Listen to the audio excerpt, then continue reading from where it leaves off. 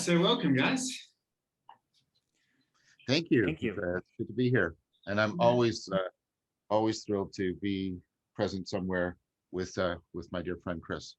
Yeah. Thanks, John. Likewise, always. And it's very nice to meet you, Maitreya. Thanks very much for having us here. It was a very kind invitation. Very nice to meet you too, Chris. Thank you so much for saying so. So I wanted to just talk a bit today about Anagage and like the development of the self. And one thing that I really enjoyed you mentioning, Chris, in The Elusive Eye was Kierkegaard's concept of becoming a self. And that is a difficult process in and of itself. Like, that's not an easy achievement. So I wanted to sort of delve a little bit more into that. So from Kierkegaard's perspective, or from your perspective, Chris, what is it to become a self? What is that journey like? What does it involve? And how would one know if one has become themselves? Well, if it ever happens, I'll be sure to let you know what it feels like. Boy, that's a good question. It's a big question. Maybe we'll start in bits and pieces. That might be an easy way to start approaching. I think it has. So I think from the Kierkegaardian perspective, but not only from the Kierkegaardian perspective, I think it has something to do with the reconciliation of the natural endowment of the individual, that which is a priori, that which we come with as a consequence of our nature, and the realization thereof, and the disposition of the will as it turns to face that endowment, to know that endowment, and to dispose it into a form of action. I think it has something to do with that it is the direction of the will in response to the recognition of what has come before us and which we are by necessity, right? Because, you know, the paradox is, for Kierkegaard, is that the self is both a natural condition, is the condition that is prior to existence, and is a condition thereof. But also it is the object of a normative assent, and a very much an anagogic assent, I think, that comes as a consequence of how we treat ourselves by the tutoring of our will. And I think in that sense, especially in that way, it picks up on the Platonic legacy and the legacy of Socratic self-knowledge quite a bit. What's really interesting, maybe we can talk about this a little bit. One of the points of intersection,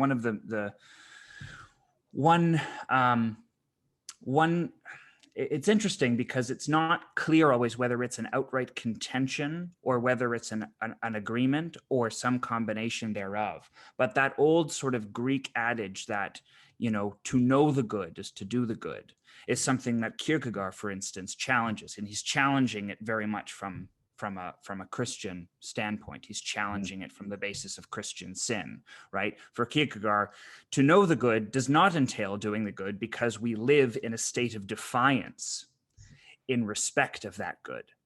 And his ongoing dialogue with Socrates has a lot to do with that, right? Because of course we can define the state of Socratic ignorance in so many different ways, right? You could understand ignorance from a purely propositional standpoint would be to say that not being acquainted or initiated into the truth simply is, or rather that the question of failing to do the good is simply a matter of not being initiated propositionally into the set of axioms that would orient you properly and would equip you with the knowledge to be able to act on it once realized.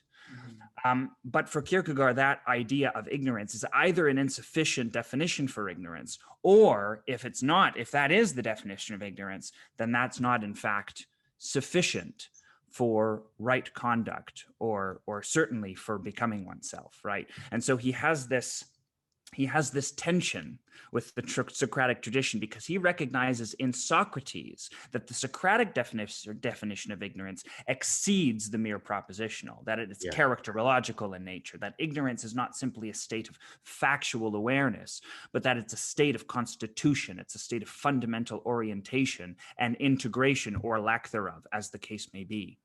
And he recognizes in the figure of Socrates a deeper definition and understanding of ignorance. And so he accords a little bit more with the Socratic avatar, I would say, than he does with the Greek tradition writ large. This emphasis on knowing and let's say, I want to say right conduct, but that's really not a Kierkegaardian way of putting it. In any case, you get what I'm saying, that somehow it's the interaction with knowledge, between knowledge and the will, that constitutes the anagogic journey to consolidating oneself, and it's not simply a matter of knowing.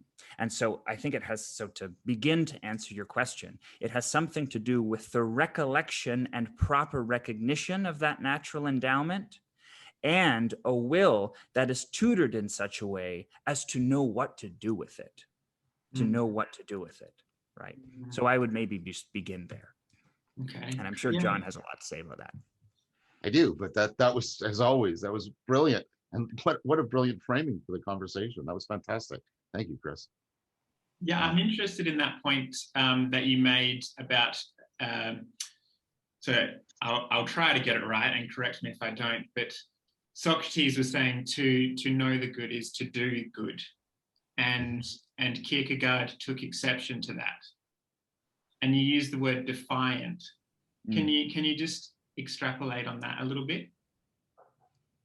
Yeah, I mean, so defiance is one way of understanding the nature of the state of sin for Kierkegaard and for the Christian tradition, perhaps writ large, although, of course, as we know, there are so many permutations of the definition. I don't want to venture into like a theological landmine or something like that.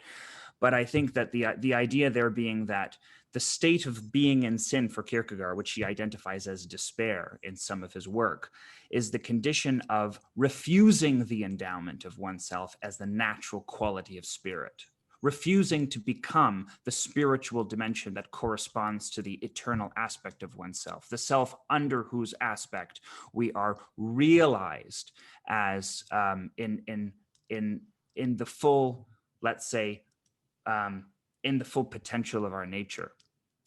For Kierkegaard, that means the full potential of our nature only when set against the knower that is absolutely transcendent. Only before God are we known.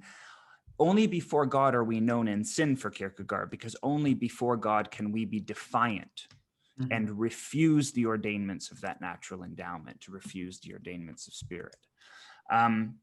So for Kierkegaard, it's that defiance, but he has a sort of a dialectical understanding of it, because he says, defiance can manifest itself in a variety of different humors. And one of those humors is simply a kind of frailty, a kind of weakness, a lassitude of spirit, right? That can't seem to muster its will, that can't seem to pull itself together. But for him, they actually share an identity, the defiance that manifests in a kind of intransigence, a spitefulness of one's being toward the potential of that spirit, that takes offense to the potential of that spirit, is actually continuous with the attitude that simply can't bring itself to become spirit, right? So for him, weakness, despair is defined by weakness or an incapacity, is continuous with the definition of outright defiance. And for him, they are simply dialectical alternatives or different dialectical aspects of that same fundamental condition, which is the refusal of that capacity. Yeah. Wow. Yeah, that's the refusal to acknowledge the natural endowment. That's wow, that's quite I mean, it speaks to my personal experience, and particularly the frailty. Like I remember times in my life where going through depression and periods of prolonged anxiety and things like that, where to gather my will and become a self was the furthest thing from my mind. It's about getting through my day and surviving and having food to eat at the end of the day, things like that. And Yeah, that's an interesting, yeah, sorry, go ahead. You've tapped something kind of important about it, I think, right? Because it's interesting. You immediately you brought up the experience of suffering as a corollary to that phenomenon, and I think that's insightful because I think that it speaks to the idea that there is something necessary about the experience of suffering. Mm-hmm. It's not simply a matter of ascetic like self-flagellation. There's something essential about the experience of suffering for him, and I think for Christianity writ large, but let me just talk about him. There's something very essential about the gauntlet of that experience because it's about the humiliation in the proper original sense of the term humiliation, the humiliation of the soul, and a certain, there's a, ultimately the becoming of oneself for him is also an act of submission. And it's very difficult to come to that without the crucible of suffering to dissociate or detach the individual's identity from all of those correlates, all of those objects in the world that would become that serve as temptations to embolden that defiance, right? And so resigning from those attachments is a way of disentangling oneself from all of those things, all of those objects in the world that could serve to amplify that defiance and lead the individual, further away from the ground of their being, as it were, or something like that. Yeah, that word humiliation really strikes a chord with me. Because part of what I wanted to talk about as well was transcending the self. Now, that concept of humiliation speaks to that to some degree to me, because what comes up for me when you say that is there's this concept of ego, and as ego diminishes, we become more of ourselves. And in humiliation, to me, seems like a similar process. And so, yeah, I wonder if Kierkegaard has anything to say about transcending oneself, and if it is in fact the same process, if humiliation speaks to that. Yeah, I mean, in some sense, transcending, it's perhaps paradoxical in its formulation, but that usually means that Kierkegaard likes it. That transcending the self and becoming oneself are somehow, again, two aspectual renderings of the same fundamental and phenomenological process, which is also an ontological process, as we know, right? That transcending the form of self that lives in the condition of despair and that identifies with that condition as the formal state of its being is also the self that must be transcended. And the transcendence of that self is about resolving those dialectical opponents that ultimately comprise the alternation of our existence in the world, right? And that alternation, I think, can be tracked along so many different dichotomies, whether it be the difference between the inner and the outer worlds, whether it be the difference between the constraints of our finitude and the open-endedness of our infinitude, the part of the individual that is somehow acquainted with eternity, despite all of his limitations, right?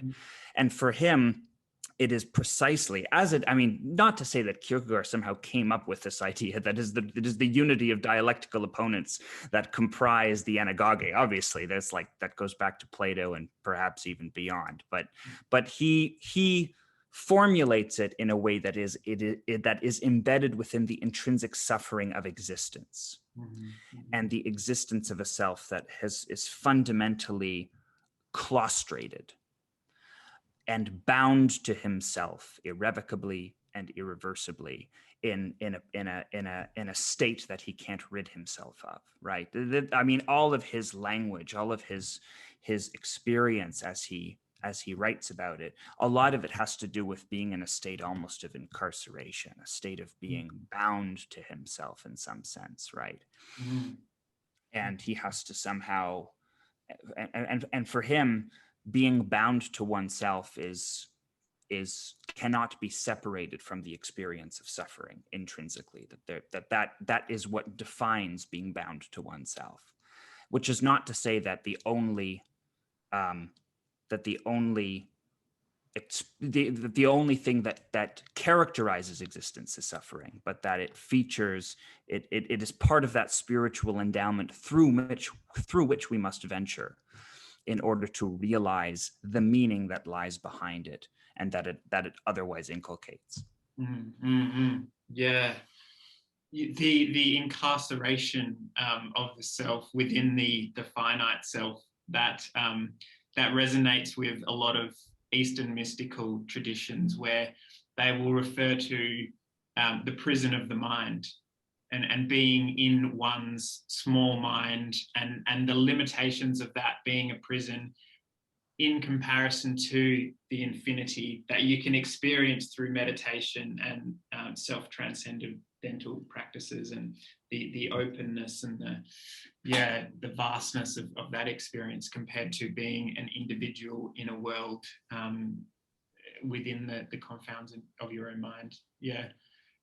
That's incarceration is a good word.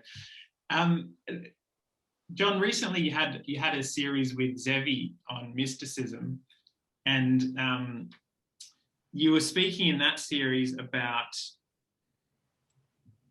selecting a sage and internalizing a sage.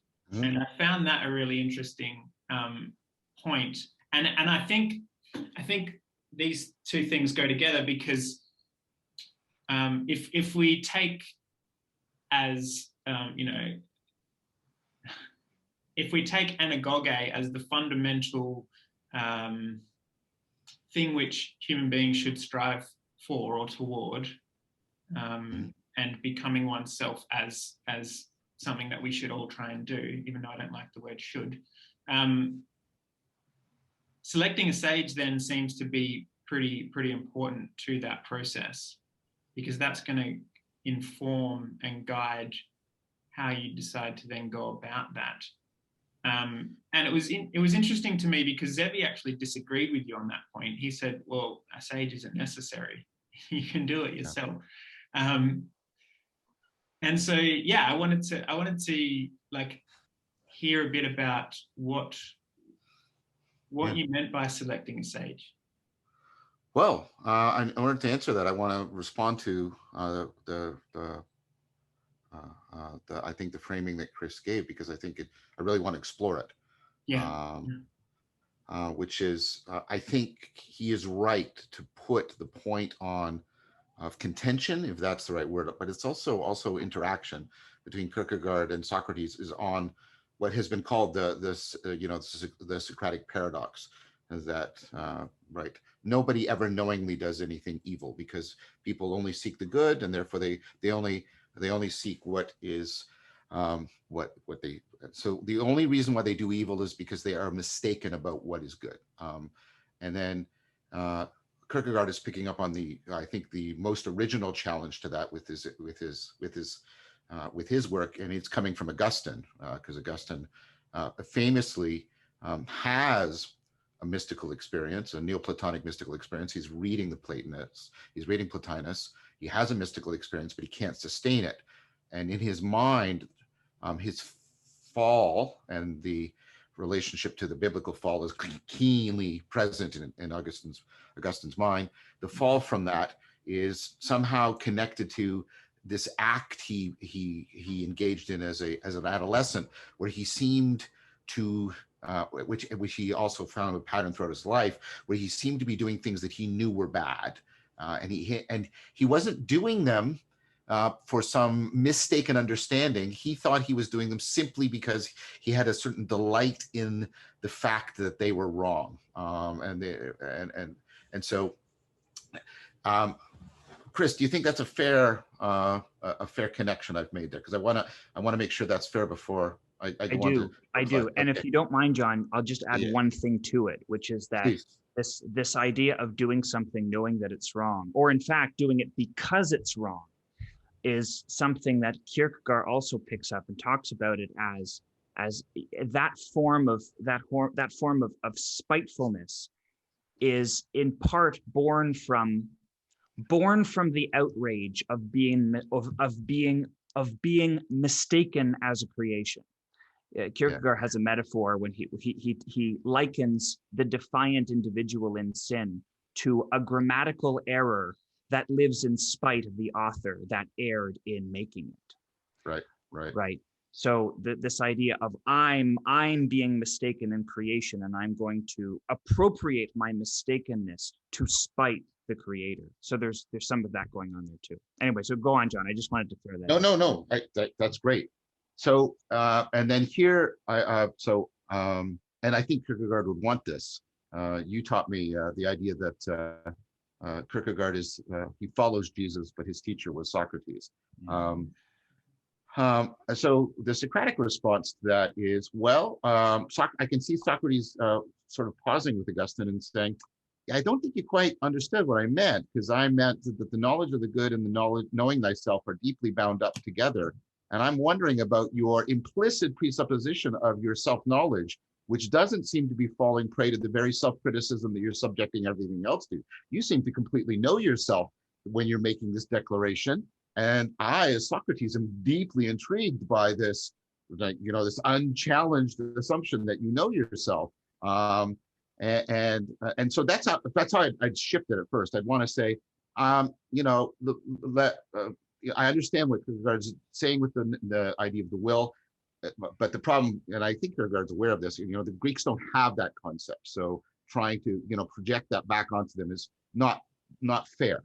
And so I'm trying to keep it in the Socratic ballpark, if you'll allow me. And so Socrates is going to say, look, when I said knowing the good, I didn't mean stating a belief. And you yourself, that's one of the things that attracts Kierkegaard to Socrates, is Socrates' awareness and his hunger, or a better word, his eros, for that kind of knowledge that can't be captured in propositional assertions. He's always engaged in his Socratic task of deflecting from people who are they claim to know, and they just make pronouncements about themselves. And that's exactly where he comes in, and he has the opposite view. The unexamined life is not worth living. So what I hear Socrates saying is, no, when I say know the good, I'm talking about that in a way that is bound up with knowing thyself. And in a proto-existentialist fashion, for Socrates, he would say that is very much, what's at the key of existentialism. Knowing yourself is an aspirational process, right? It is something I'm aspiring to. It is not. He's not a romantic. He doesn't think he has a true self. Why is all that a preamble? I'm getting to this, right? Because I want to connect it to Anagage. Is that for Socrates, right? To know the good and to know the self is to properly love the self and to love the good. And so one of the things I could see Socrates saying to Augustine is, I'm not sure you love yourself. I see a lot of self-loathing in you, a deep kind of profound self-loathing that bespeaks a sense in which you're not, I'm hesitant to do this because I hold Augustine in such very high regard. But I'm trying to play the game here. I'm trying to play the game of Dialogos.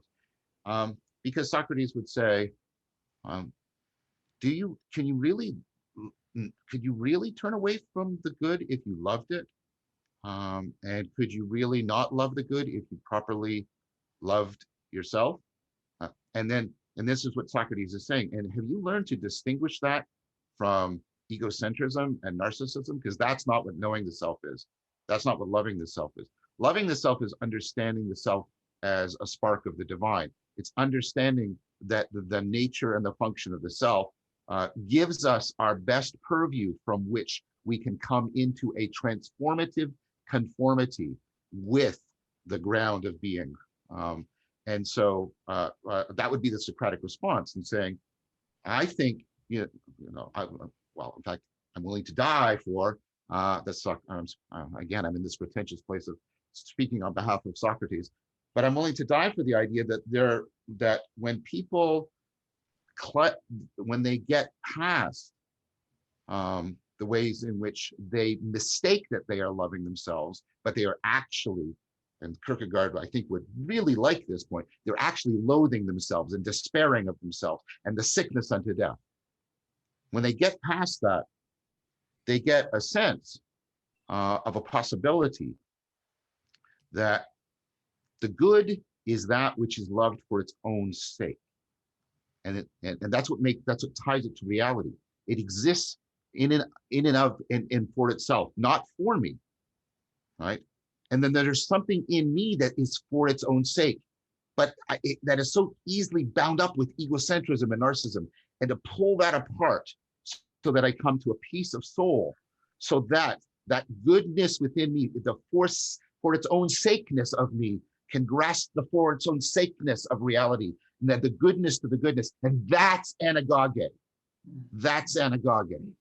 And that's what Socrates is offering, I think. I don't, so again, I don't want to be presumptuous, but I kind of suspect that Kierkegaard would like that, what I just said. Because I think I've tried to incorporate a lot of his ideas into it, while still answering Maitreya's question about what Anagage is. The thing about that, then, that was why I insisted, not insisted, because Zevi and I were in genuine Dialogos, I proposed, that's the original meaning of our proposition, I proposed why internalizing the sage. I have a lot of psychological argumentation and theorizing why that's needed. That's how development occurs. That's how we overcome the paradox of self-transcendence. And I want to talk about that paradox at some point with us. But right, if I really want to, and this is something I'm struggling with, and Chris and I are in our, I mean, we have a profound friendship, and we are wrestling with this together. The reason why I think we need to internalize the sage is that relationship of love. It has to have a voice. It can't be directed towards something just an impersonal abstract. Right. So I mean, the Stoics took Socrates as their choice. That's the sage. That's clearly the sage whom they're internalizing, and we're discovering in a lot of sort of therapeutic investigations that there's similar kinds of moves going on. And Socrates himself had a daemon. He had a voice that spoke to him of the good, and it never compelled him to do anything. It just spoke to him basically, no, don't do that. That's not good, right? And it's not his conscience, by the way. The sort of late British Empire trivialization of Socrates' daemon into his good conscience, because that's all we're ever talking about, a good conscience, you know, that sort of thing. That's ridiculous. That's not what's going on in the Socratic daemon, not at all. And taming it and removing the numinous aspect of it, I think is to do a disservice. So I think Anagage, if it is this binding of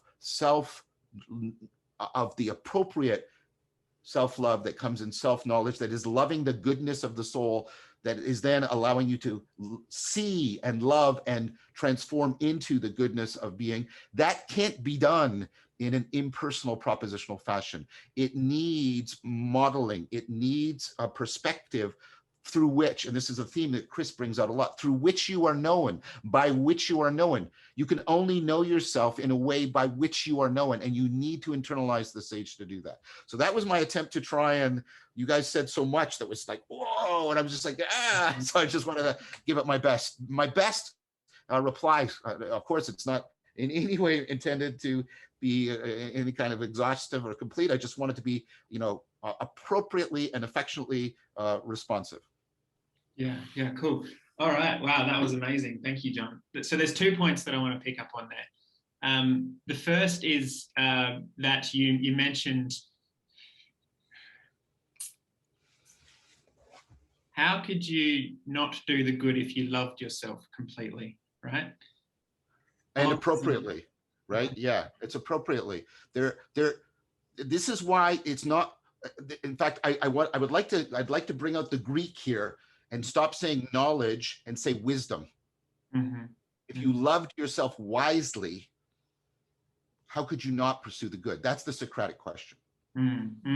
Because what that brings up for me is Jung and his concept of the shadow, and the work to love yourself appropriately is deep existential work, and it's confronting those parts of yourself that Yes. you don't want to acknowledge, you don't want to admit exist, you don't want to bring out. So you're trying to deny and suppress and bury all of these parts of yourself that you're afraid if you bring out, you'll be rejected by your friends or peer group. And it's threatening to have those parts of you exist. It's threatening to the existence of yourself. And so, yep. That's the key point. I mean, you know, I'm fighting myself quoting David Hume here, which is odd for me, right? But like the idea that we don't pursue evil, we pursue a lesser good rather than a greater good. Because we haven't appropriate ratio, rationality, proportioning. We haven't put the goods into proper proportion. And that takes wisdom. And you have to transform yourself in order to be able to do that within yourself. And Plato's all about like you've got a monster inside you. Plato has that, right? And you have to if you cannot put things into their proper ratio, proportion, you will not see the world correctly because you will pursue lesser goods over greater goods. Yes, agreed. And also for me, the distinction between egocentrism and ontocentrism. If we're just looking after ourselves, that is a lesser good. If we're looking after ourselves, our family, our community, the world, the environment, every single person we come across, and we're in service to them, that is the greater good, as far as I'm concerned. And so that is an anagogic process to go from a lesser good to the greater good as well. But that's a transformative thing. It's like if you've never been to Spain, don't tell me like that you prefer Canada over Spain, right? If you've gone to Spain, you come back and you say I prefer Canada over Spain. That's fine, right? So what do I mean by that? Like torturous analogy. What I mean by that is those moments in my life when I've been in what I have good reason to believe is anagage, where I have been genuinely ontocentric, where eros is moving into philia and agape. I unquestionably regard them as those are the best lived moments of my life. And when I've been on the other side, where I have been entrenched, and believe me, it happens frequently for me, when I'm entrenched in the egocentrism and I'm drawn into the narcissism, and I have suffered. And even though I'm being impelled in some way, there's a part of me that in comparison can say, this is right. Whatever is in here that's adaptive, it is far from this other place. So I've been to both, and therefore that's why I am confident in that in how the anagogic Spain or whatever is better, right? Right. I've had a participatory and perspectival knowing of the two. I've been there. That's why those spatial metaphors are used by Plotinus. I've been there, and so I know. And is it? But it doesn't bring about like Satori. It doesn't bring about for me like, well, that's it, right? Because like you said, there's the shadow. And I want to stop because I want to hear what Chris has to say. So the point I'm trying to make is the thing that gives me the greatest confidence in the Socratic vision is precisely the moments of vision where I see as Socrates saw. And when I see as Socrates saw, and I hope that's not pretentious, I mean it in a genuinely, like deeply honorific, respectful way. I'm saying that, right? It's like, as a child, when you start to see as an adult, and you start to realize, oh wow, that's what I'm talking about, like that, right? And I want to be there more, and there is nothing else in me that has that certitude for me. And I don't use that word very frequently, but I want to be there more. And for me, that's what I'm trying to convey with the Socratic. The Socratic Platonic vision. But I'm going to shut up now because I want to hear, because Chris is going to say brilliant and beautiful things, because he always does. Not more than you just did, my friend. Not more than you just did. Wow. Okay. I'm glad. So this is definitely something where, the the Platonic and the existential and even the psychodynamic. Like, I'm glad you brought Jung and Maitreya, because very much. those things all coalesce in the matter of the pedagogy of love, because pedagogy for love, I mean, right? Because the eros, when left untutored, can vitiate our capacity to, in fact, to love ourselves. When the loving ourselves is loving the self with a capital S and not with the lowercase, right? Loving everything about ourselves that is yet uninitiated into the ego consciousness. And I think that's where the Jungian perspective can augment and complement all of this, right? That this idea of loving oneself, that loving the self with that capital self is precisely the move to the ontocentric, because it is precisely the attention to the to everything of one's to it's like using the ego consciousness, using the ego as an instrument to play the ambient melodies of nature, right?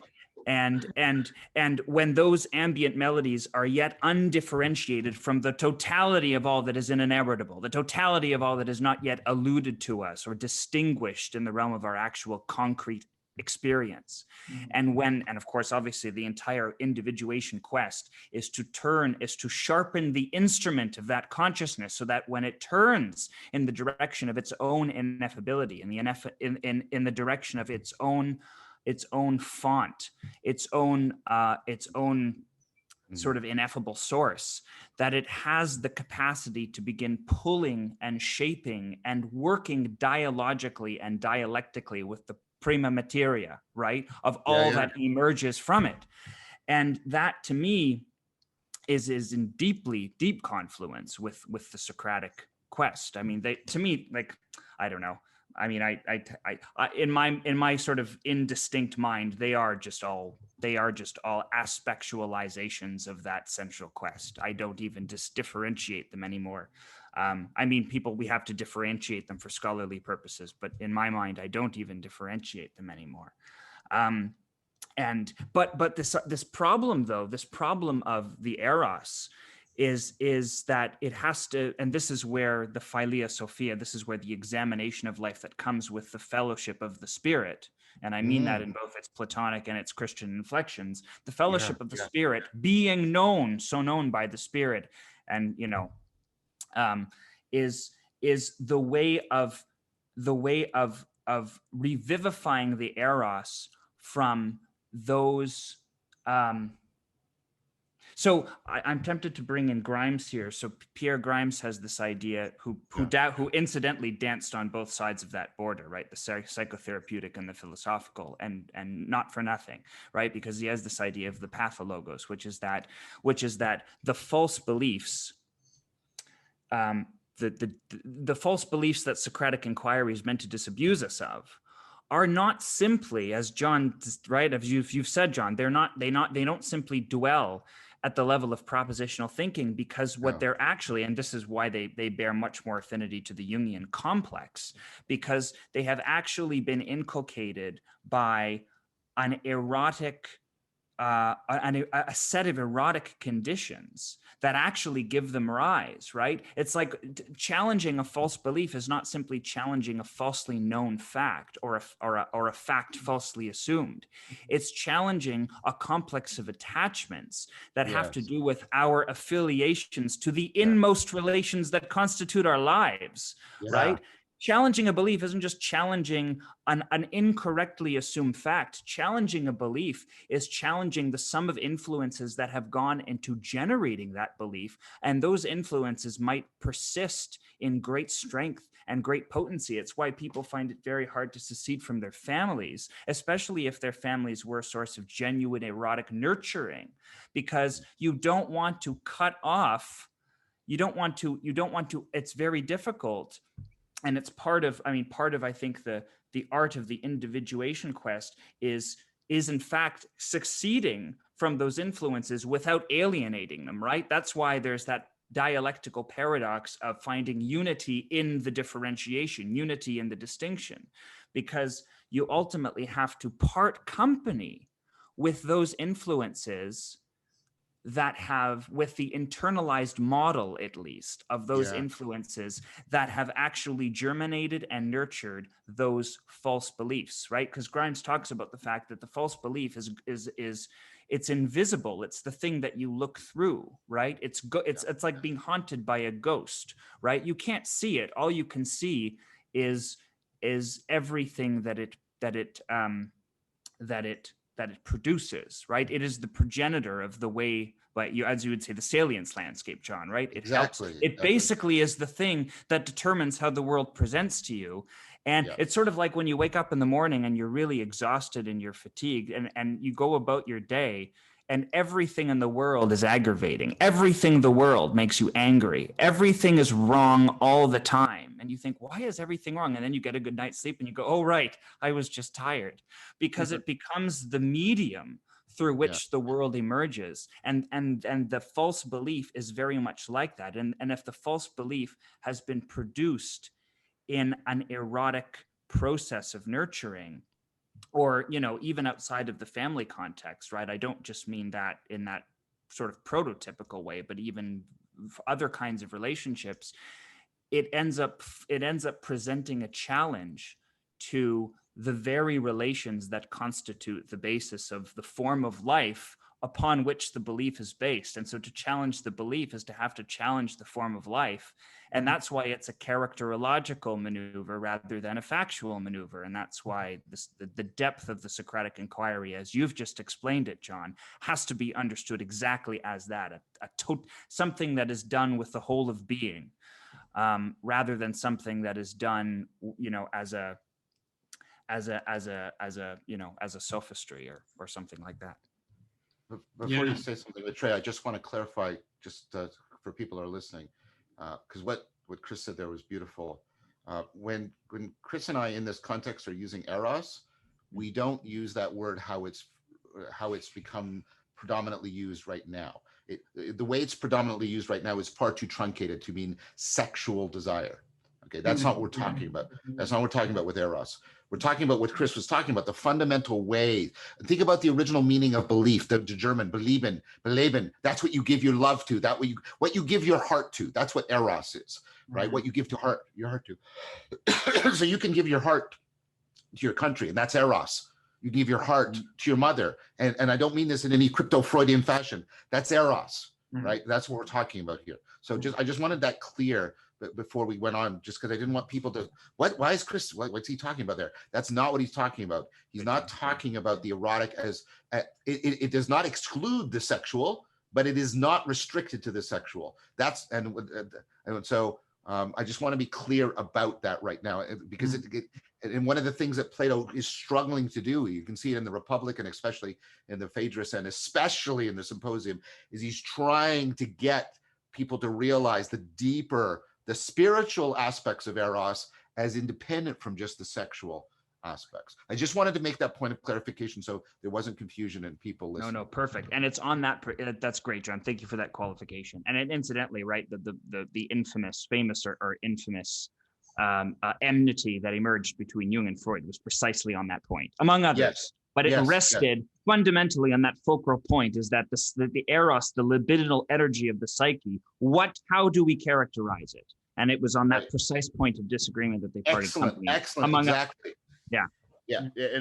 And although I think Freud is the better writer, that's one of sort of the three reasons why I prefer Jung over Freud, is because Jung has a much more Platonic understanding of eros, and Jung also sees the psyche as a self-organizing organism rather than as a hydraulic machine. There's other and Jung has a properly ambivalent attitude towards religion, which I think he does. I think those are all bound up with what you just said. That's why I just wanted to amplify it. And now I'll be quiet so Maitreya can say something. Sorry, Maitreya, we're kind of No, I'm enjoying this. This is fantastic. This is great.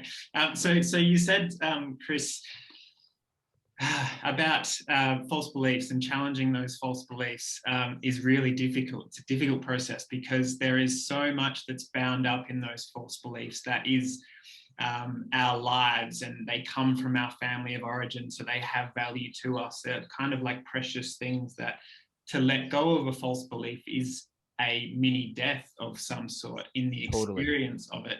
And it's very difficult to challenge our false beliefs, find them in the first place, let go of them, and then reconstitute and refine who we actually are without all of those false beliefs that we were carrying. Can I make one Socratic point here? The fundamental mistake from a Socratic point of view is to mistake the belief as the bearer of that. Right? The belief is the criterion of this whole complex machinery that Chris is talking about: the attachment, the commitment, the self-definition, the self-constitution. The belief is that linguistic aspect, at least the part that we can bring into linguistic purchase. But the fundamental thing we can get locked into, and the reason why I'm saying this is because this is part of the ideological warfare of our time, is we think, oh, that's the vehicle that is bearing all of this, and all I have to do is somehow change the belief. And I want to, I think I'm being fair to Chris because he's nodding. That's not what Chris is saying. He's trying to say, no, we've got it exact. We've grabbed the knife by the wrong end of the handle, right? we've got it the wrong way around, right? And we're Great fixing analogy. on this. And that's why I wanted to almost that's why I was introducing the German word, right? Beleben, right? Or beleben, right? Which is, Liebenstein, my loved one, my beloved, right? and what I like and the fact that you see so much eros discharged onto these ideological formations without being acknowledged and examined in a Socratic fashion is exactly the thing I want to say. No, let's be very, very, very, two more times, very, very careful on how we're talking about belief here, because I think what I heard Chris saying, and this is something I deeply agree with, is no. What we typically think of as the belief is the tip. It's a point of access. It's a criterion by which we can mark it. But it is not the entity that we want to wrestle with here. Sorry, I felt really that was really important to bring out. Yeah, Totally, John. Totally. Yeah, And actually that's why if you actually probe often beliefs, like if you're in dialogue with someone and you're disagreeing with something, and particularly if someone has an ideological commitment that's very, very ardent and that's a little bit intractable, when you actually probe it, what you'll often find is that the belief actually converts itself. The way that the person opines about the subject matter will often convert itself into some form of ad hominem if it's an acrimonious interaction, or it will, if it's somewhat more sympathetic, it will back on to something like compassion and affiliation with a certain group identity, precisely because the fealty of that identity is so powerful that the belief is like this tiny little, as you said, John, it's this little point of access that's resting on this structure, and the structure is very strong, but it's mistaken for that access point into it. Yeah, I like the way you characterized that, John. That was really good. Thank you, Chris. It was inspired by you. Yeah, sorry, I interrupted you, but I thought that was important, right? Like the framing of this is really like, I'm trying to, that's what Socrates would want us to be doing here. He'd be really, let's really carefully, let's really as self-reflectively as possible. Let's keep stepping back and look at how we're trying to frame it, how we're trying to take off the glasses. Like, Chris said, the way Kierkegaard said, like the mood, it's like a mood in the way it configures it invisibly configures our entire salience landscape. Yeah, absolutely. No, it is an important distinction, and the belief being the tip, and there's machinery under the tip that sits, that kind of hangs off it. And to challenge a belief and let go of a belief means that the machinery that hangs off it also needs to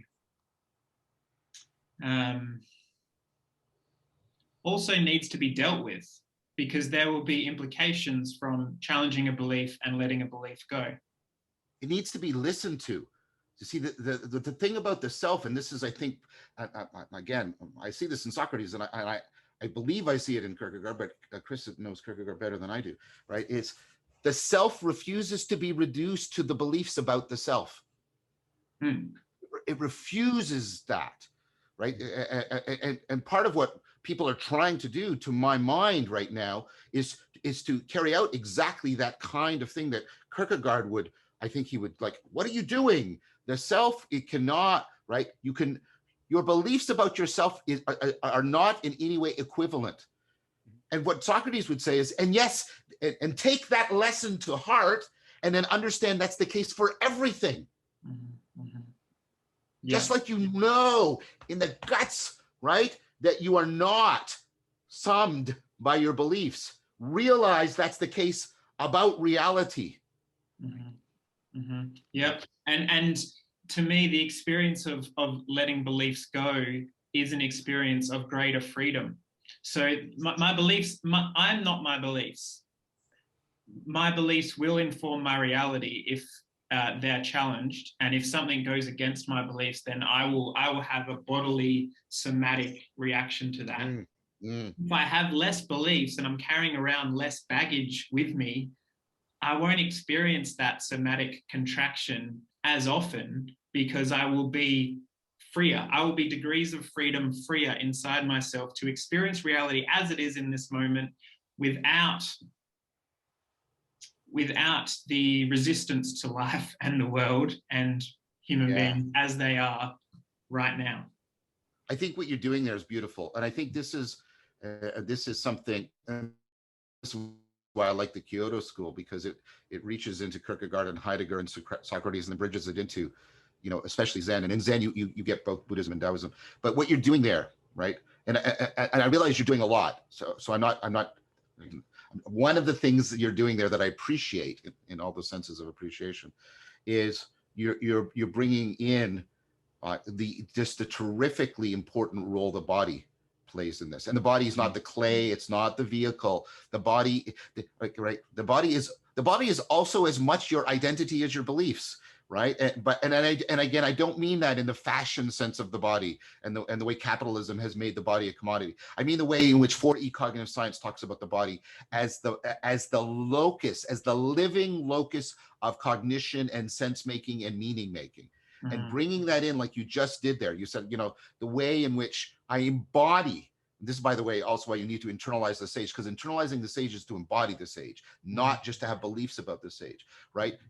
So you're helping make that point for me. But, you know, like the way we embody the world and the way we embody ourselves and the way we embody, like that has to, like, I think for me, and this is what it was for me, that wisdom of the body as the living locus of sense making and meaning making, that I got that from Tai Chi Chuan within Taoism, and Vipassana and Metta within Buddhism, and that is something that I found sorely lacking, even in my most cherished of the Western philosophical traditions.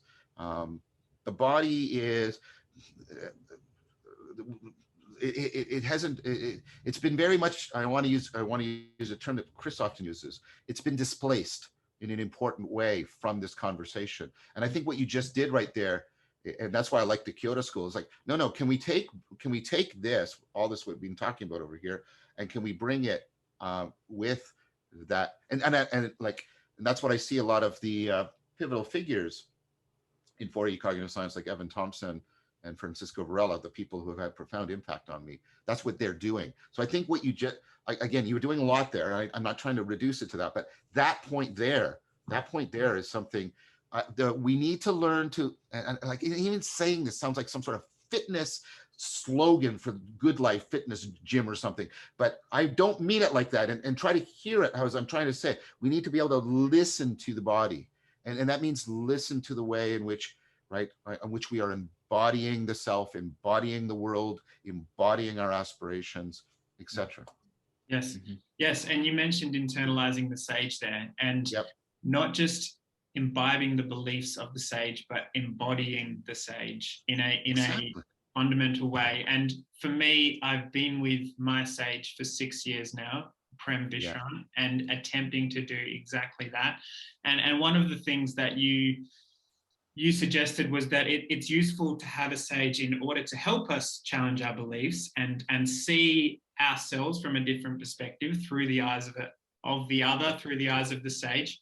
And one of the things, so my teacher, Prem Vishrant, had a teacher before him, Bhagwan Osho Rajneesh, who died in 1990. But he would say that when I die, as your enlightened teacher, you must go and find another living teacher. There's no point in reading my books and watching my videos and analyzing my discourses because I'm dead.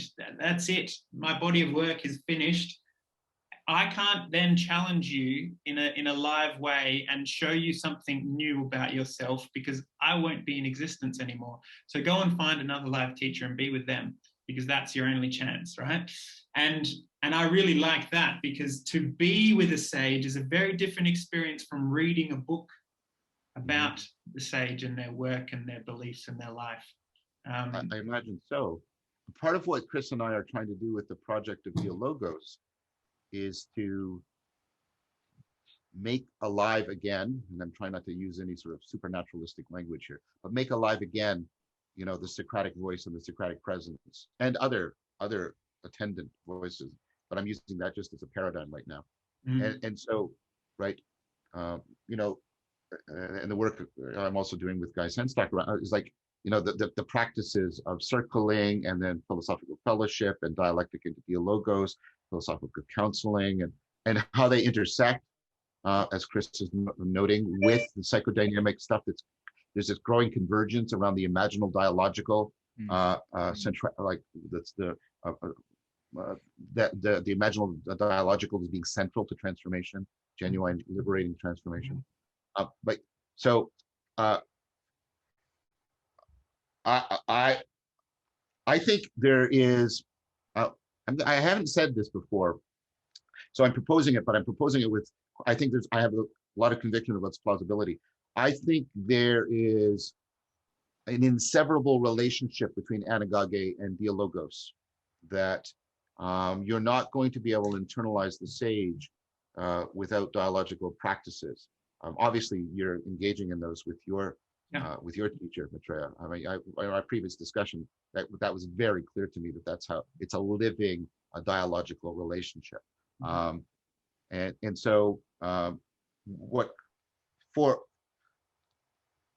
me, the way in which Socrates and the whole Socratic-platonic tradition becomes like that for me, and so in which I can find a home for Anagage is through dialectic into Dialogos. I do not see another way of doing it, for exactly the reason you said. And I love Platonic scholarship. What's going on right now in Platonic scholarship is brilliant and beautiful. And these people, I find it nourishing. But and Derrida is going to jump all over me for saying this, but you can't ultimately get it in the book, right? You have the books. The books are like the beliefs. They're points of access. They're necessary doorways, right? But the deal, if you're not in a community where people are taking up the text, and this is what they did in church, right? And getting into Dialogos around it, then you're not going to get it. You're not going to get Anagage. That's what I'm going to assert now as something I'm proposing as plausible. Yeah, well, that resonates as true for me. Chris, you were going to say something? Yeah. Oh yeah. I mean, it's that's the challenge, certainly. And I mean, you often say, John, we often say that the reason for that is because Dialogos is not a feature of sociability. It is a feature of ontology. Yes, exactly. It is a place within which that turn to ontocentrism is afforded. And precisely because of that, I trying to get people to sort of adopt this, because people are adopting the term Dialogos, and I'm deeply appreciative of that. But I like this distinction between dialectic and Dialogos. Dialectic is something we can do. Dialectic is, I often put it like, it is the kindling that we put together. But for dialogos to be dialogos and to afford ontocentrism, it can't be something we do. It can be something that we can make a place for, but it has to take place of its own. Now we can make a better place. If you're trying to make a fire, you can make a really, really crappy, right, kindling, or you can make a really good one. And that matters. Literally, it matters. But while necessary, it's not sufficient, and it's not a fire. The fire has to take, and Plato uses exactly that metaphor in the seventh letter to try and say, that's what I've been trying to get you all to see, right? What we're doing in dialectic is, right, but you have to, he said, you have to live with somebody, he says in the seventh letter, until that spark jumps and the kindling takes flame. Mm. Can I ask, John, who your sages have been through your lifetime and who your sages currently are? Yeah. So my sages, I have my three S's and then Jesus. So Jesus of Nazareth, because of my upbringing, will always be a sage to me. I keep returning to Jesus of Nazareth, and I hold him in very high regard, which gets me into a very interesting relationship with Christians, a very interesting relationship indeed. They can see, I hope, one hesitates to speak of Jesus because, right, you'll either say something that's a stupid Hallmark card trivialization or something utterly pretentious. I hope and aspire that what people are sometimes seeing is my genuine love, and I think that's the right word for Jesus of Nazareth. That's hard for me to say, by the way, given the way the particular version of Christianity I was exposed to traumatized me. But Jesus, and I've taken up the task again. I've just purchased David Bentley Hart's, because I respect the man a lot. He's recently translated the New Testament, and I've taken up the task of reading the New Testament again to try and to feed that sage. And then my three S's are Socrates, Siddhartha Gautama, and Spinoza. Those are my three. So those are my four sages. Plotinus is close, but he's not quite. I tend to project everything that came out of Socrates, Plotinus and Proclus, and even John Scaurus Erigena back into Socrates. So Socrates sort of assumes he's the fount of that whole. So when I mean Socrates, I mean I don't even just well, whoever the historical figure is. I don't just mean the historical Platonic Socrates. I would include Kierkegaard within that field that emanates from Socrates. Same thing with Spinoza. I see Whitehead as emanate. The thing about Spinoza that's different from Whitehead and other people is, the Whiteheadians, and I love that, they're doing amazing stuff about understanding, reinterpreting our metaphysics. But Spinoza is ultimately about blessedness. Spinoza is still about wisdom, about self-transformation, and about practice, and about the practices you can do. So yeah, Jesus, Siddhartha, Socrates, and Spinoza. Those are my four, my core four. Mm-hmm. Yeah, beautiful. A treasured gift that I have is from this gentleman here. He, for one of my birthdays, he gave me the collected works of Spinoza. And you read them probably in 3 days, my friend. No. You don't read Spinoza in 3 days. Chris, can I ask you the same question? Sure. Yeah. I mean, I share some of those in common with John, of course. I share. I acquainted first with Socrates when I was sort of like right at the end of adolescence, and that in many ways is what lured me into philosophy. So I share that, and incidentally, in meeting John, it was John's affinity with Socrates in part that endeared me to John. I mean, that was one of many dimensions of that. But so that affinity is very strong, and it's strong in character in addition to being strong as a matter of intellectual interest. I mean, I grew up in a Christian family as well, and so to me, Christ, the relationship with Socrates is a learned relationship, and its affect is very much an affect of philia. that of Christ is far deeper in the unconscious, I would say. And I think, to me, it's very, I'm not even going to try. But that influence is very potent, erotically potent in the qualified version of Eros that John took pains to explain, incidentally. And incidentally, it's that, I mean, the Eros, like, I want to try and avoid spinning off into, okay, sorry, I'm going to leave that aside. So the influences of Christ are deeply numinous to me, and I haven't, to be quite honest, fully made the personal unconscious dimension of that relationship as conscious as I hope to. That is very much for me a work in progress. I feel deeply ambivalent, not about him, of course, but about Christianity writ large. But he is such a numinous force to me that I have not fully integrated it. So suffice it to say, something of deep importance, but something that I would find difficult to explicate in the moment. And Jung for me is another one. I mean, I find that clearly Jung is, I know some people find Jung, I know some people find the indistinctness of Jung to be somewhat thwarting, and I get that. Like, I know, like, you say that sometimes, John, and I get it. Like, I get why you feel that way, right? Because you have an appetite for a certain kind of precision and distinction of ideas that is very, very important to the kind of work that you do.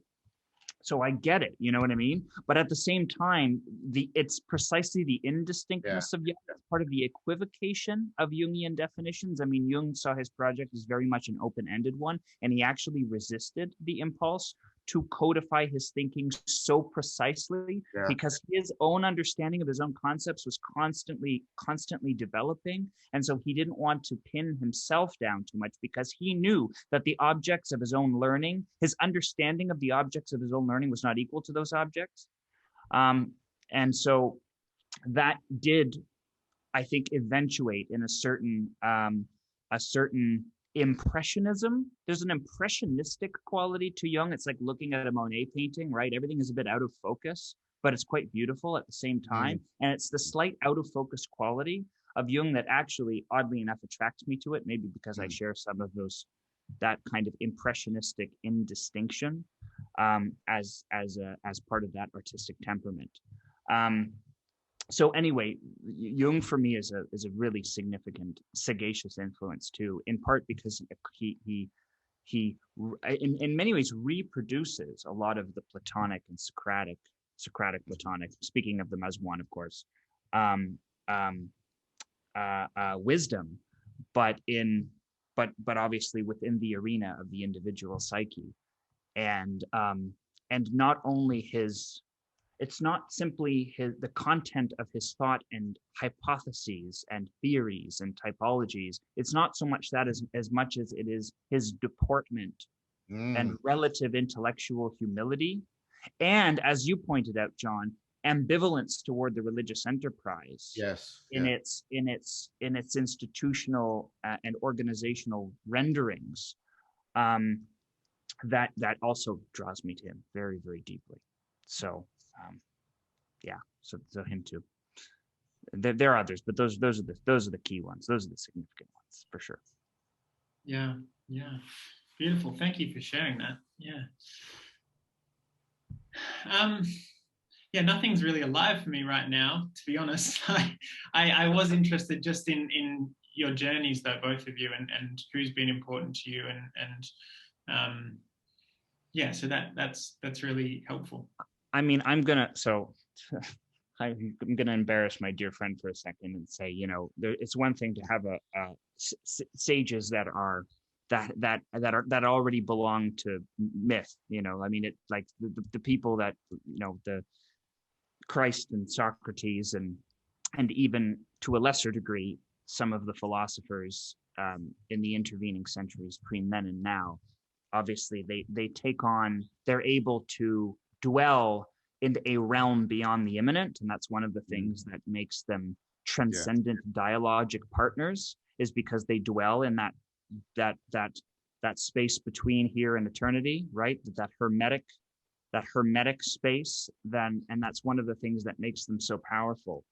But I mean, I'd be remiss if I didn't say that, you know, I mean, John has been a sage to me by some definition of the term since I first met him. And that's just, you know, and I hesitate to say that with him here because, you know, John is humble and deeply humble and I don't want to foist him with those kinds, because those kinds of projections can be very difficult to bear. You know what I mean? They're very heavy, they're very grave, and you do not levy that at a person lightly. But I say that because he knows the sense in which I mean it. He is a deep friend of mine, and that relationship has graduated into friendship beyond the pedagogical relationship that it first took. But it is possible for many things to be true at once, I believe, so long as they remain known to one another as features of a relationship, and so long as they don't become unduly possessed by one another. And so in that sense, hopefully in a well-integrated way, and I think it is, you know, after some years, John is both my deep friend and a sage to me. And you know, and you're right, Maitreya, it is important to have not only the influences of the disembodied voices of the past, but also the very much embodied character of the present. And I'm going to embarrass him just a little further by saying that one of the ways in which John is sagacious is not simply the prodigious competence of his pedagogy and his learning, which is patent for anyone to see if they watch him for 10 minutes, but it's also that in his character, he is as good a friend as he is a teacher.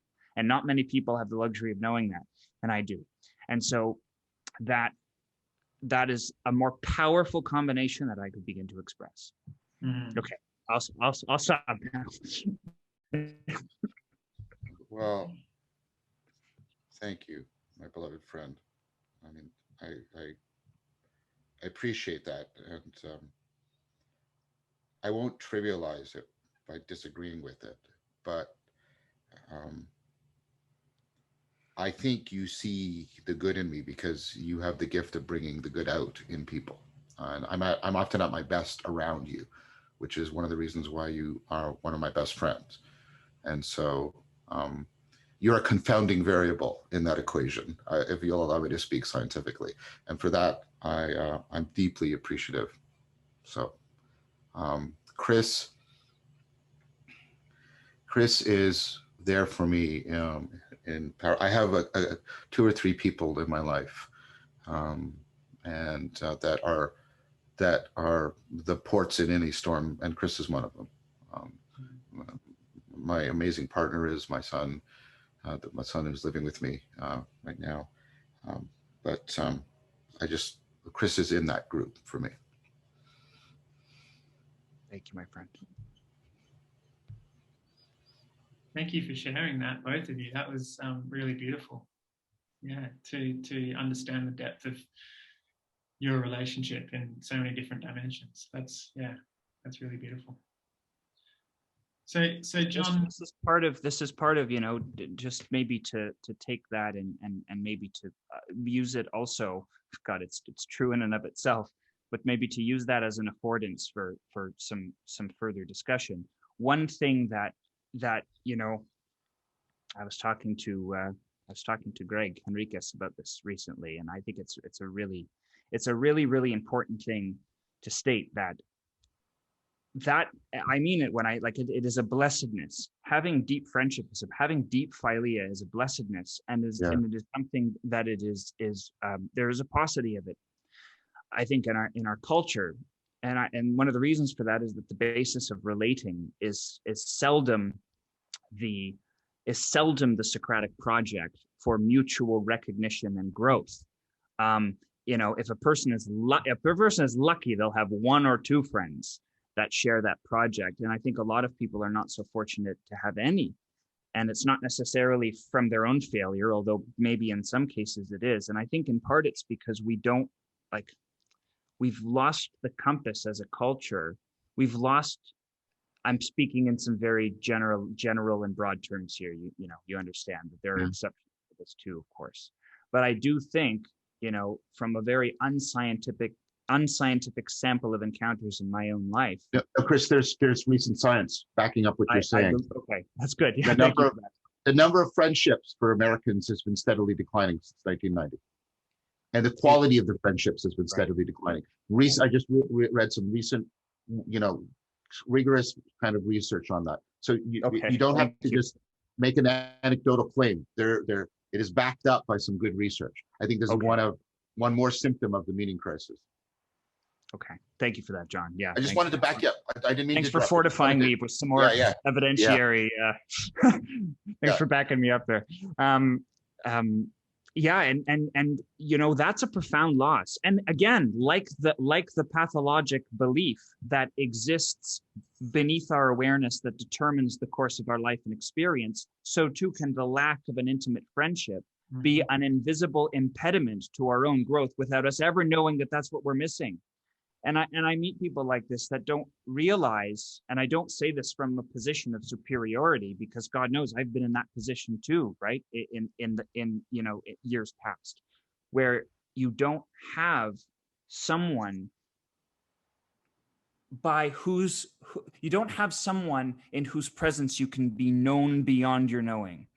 And that is what frees a person, right? That is why proverbially friendship can save a person from a tyrannical family, precisely because they can know you beyond the scope of all of those false beliefs that you carry about yourself. They can help you to disabuse you of them, right? They can see you well beyond the boundaries that you have demarcated yourself within. And the value of that, I think, is beyond measure, because I think in some ways that becomes the enabling condition on the basis of which the entire project becomes feasible and sustainable, because then having that supportive presence, it's not just a presence to cheer you on, it's a presence to recognize and help you to chart the stages of your own growth as they're actually happening. And I think that not having that stacks the odds against that project pretty high. And it pains me, it actually pains me to know that so many people don't have that. And then, and then the luxury of having it becomes it is a gift beyond. It's something to be so devoutly grateful for, and to retroactively earn, when you have such a thing. And so to the degree that we can project the expectation of that kind of relationships, right? I'm tempted to, again, think of that in almost an archetypal sense, if it's something to be activated and projected as an expectation into the world in order to know that it is actually an object for striving. And I think a lot of people don't know that kind of relationship is in fact an object for striving, and that attaining to that goal is continuous with the goal of self-knowledge. They are not separable. Yeah, beautiful. Yeah, there's so many things you just said that resonated for me, and the knowing of yourself beyond your own knowing through the eyes of a friend is so important and so instrumental in that growth process, in that anagogic process. And yeah, the gratitude I have, and even when you mention it now, a lot of people don't have close friends, and for me, I do have close friends, that are supportive of me in this journey I'm on, and that do see me and do support and celebrate my success and all this kinds of stuff. And it is, I don't reflect on it very often, but it is critically important for me. And I don't mean that in an instrumental sense, so in that their feedback is helping me in my particular goals or anything like that. I mean in the sense of just having people to share experiences with and to relate to in a deep and profound way is just so meaningful and so important. And it is sad to me, deeply sad, that friendships are declining in modern Western society, and social media is becoming more and more prevalent. And we are... The three F's are declining. The extended family is disappearing, and how the West really lost God. I always Right. remember to forget the name of the author. That's Mary her main. Westfall, I think, or no, No, not Westfall. Erstadt or something like that, or something Mary like or that. Westfall. Where'd I get Yeah, that? Yeah, yeah. Mary. Yeah. Anyway. So the extended family, and that has a dramatic impact on people's spirituality. She makes a case. Fellowship, friendship is going away, and then fellowship has almost completely disappeared. So when we lost the church, some of the baby we threw out with the bathwater is we lost the art and the way of life of fellowship. Yeah. We lost the Sangha, to use a Buddhist idea, right? The Buddha, the Dharma, the Sangha. The Sangha is as important as the Dharma and the Buddha, right? And again, I think one of the things that Dialogos builds is, I think Dialogos depends on friendship, but it builds fellowship. And I think that's very, we need that, because again, Chris and I are in many different ways, we're saying, the kind of knowing we're talking about, the kind of knowing that's a loving, that's a transforming that we're talking about, right? It's bound up with all of this way of being yourself while being with other people, while being towards what's real together. And so the fact that we are losing the extended family, friendship, and fellowship, I think is capitalism has reduced us to the nomadic, semi-temporary nuclear family. It's not really nuclear, other than in a sense it's prone to explosion. And right, we've lost that, and fellowship is almost completely gone. The place where people get a taste of fellowship, perhaps, is in university or professional school. They get a sense of what that's like, and they'll often look back at that time. And what they'll note is they had friendships, but there was also this cohort, right? And they use almost military terms. There was a fellowship, and they sort of wistfully know that they'll never have that fellowship again, and they're often aware that those friendships have become tenuous. And of course, like most of us, the extended family has largely dissolved around them as they've become an adult. And so we are terrifically bereft.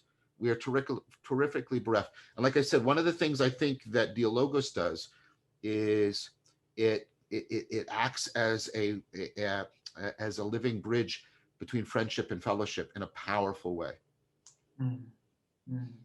Beautiful.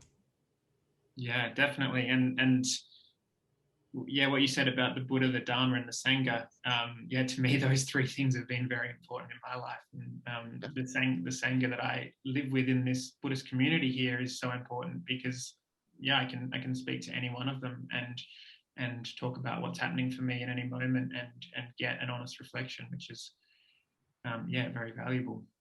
And I think Jordan Hall is right, by the way. I think the next Buddha is the Sangha. What he means by that is the next place we'll find enlightenment, like the model.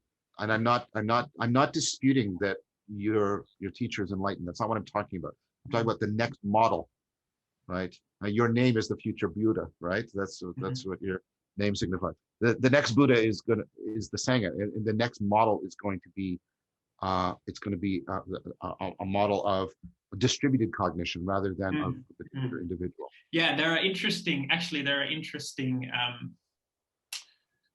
spiritual communities that live through that tension as you speak.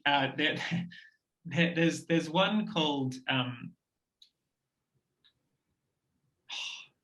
Trillium Awakening, and this community actually was a splinter off of another community called Waking Down in Mutuality. And I followed the story closely from what I can gather. So there was a guru in the 80s, Adi Da, who was very disciplined, punitive, like you must do it this way. It's all about very, very strict meditation and also worship of him as the guru, right? Adi Da. Yeah. Very, very much into that. And so a student of his, Samuel Bonda, for 20 years left, formed this community called Waking Down in Mutuality, which was almost the exact opposite of that guru worship concept. It was trying to integrate mutuality and embodiment into the spiritual practice, so that it was all about everyone has an equal place here. Everyone's voice is valid. Please contribute everything that you have to contribute. But there was still this subtle like guru position in that group, because Samuel Bonda was the founder, right? Yeah. And then there was another group that formed after an argument or a disagreement between leadership in that group, Waking Down in Mutuality, into this Trillium Awakening thing. And that then became the teachers that formed that initial circle within this new splinter off group became the governing mechanism by which that group operated. And it wasn't any one individual, it was a group of, say, 40 teachers with right. and governing the group with all voices being respected, and then having to form pseudo-democratic processes and all of that to take care of that. But it's a very interesting study in that exact thing. Is the next Buddha the Sangha? Because we have case studies of communities that have tried both, and that it still exists now doing both, and seeing the various successes and failures. That's so interesting. I was unaware of that. Thank you for sharing that. That is so interesting. I'd like to know a bit more about that. I have to get going soon. Also, I'm sorry to just slide. I'd like to know more about that history at some point, but I do need to get going. I don't want to just close things off. I don't want to indicate like if we could start moving towards closure, that would be appreciated. Yeah. Well, there's so much that we've spoken about today, and this conversation's been very rich for me. Thank you both so much for participating. Thank you.